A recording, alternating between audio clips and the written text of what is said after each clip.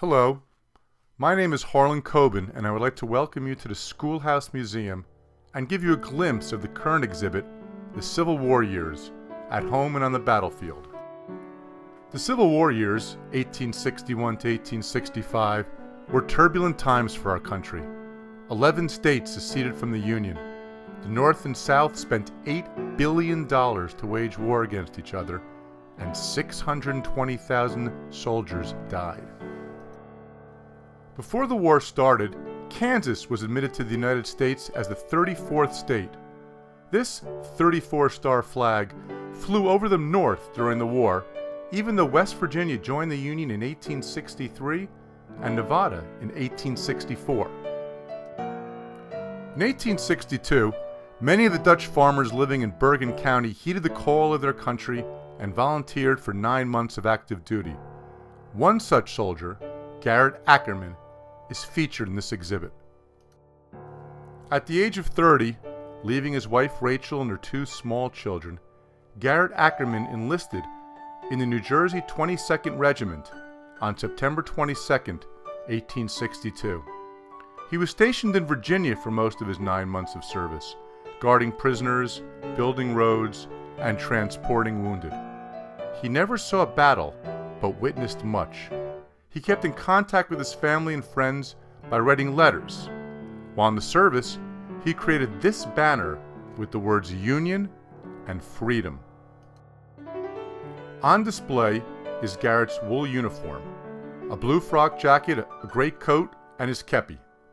The Army issued each infantryman a uniform, a canteen, a haversack, a pair of socks, 1 shirt, and 1 pair of drawers. Essential to every regiment was the drummer boy.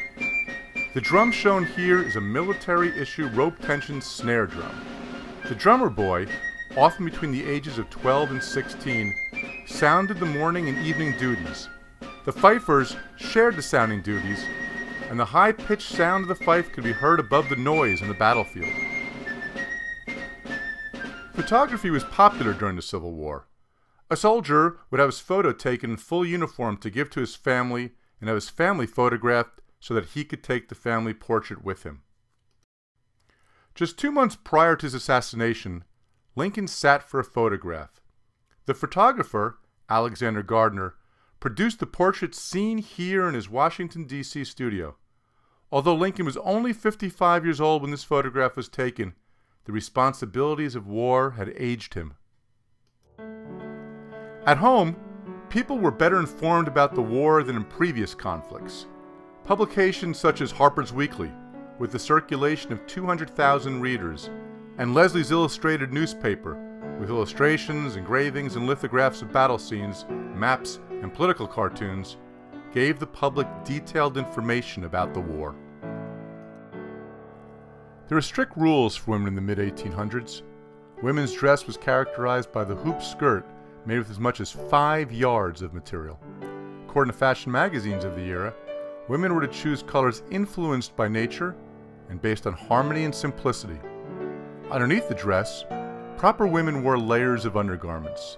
The order of undergarments was strictly delineated. The first layer was a camise made of cotton and a pair of pantalettes. Over this, fitted tightly to her body, was a corset with whalebone stays. Then came the petticoat, a wire hoop, and finally another petticoat to cover the hoop. To learn more about the Civil War and to see this exhibit, visit the Schoolhouse Museum. I'm sure you'll enjoy your visit. This is Harlan Coben, and I thank you for listening and watching.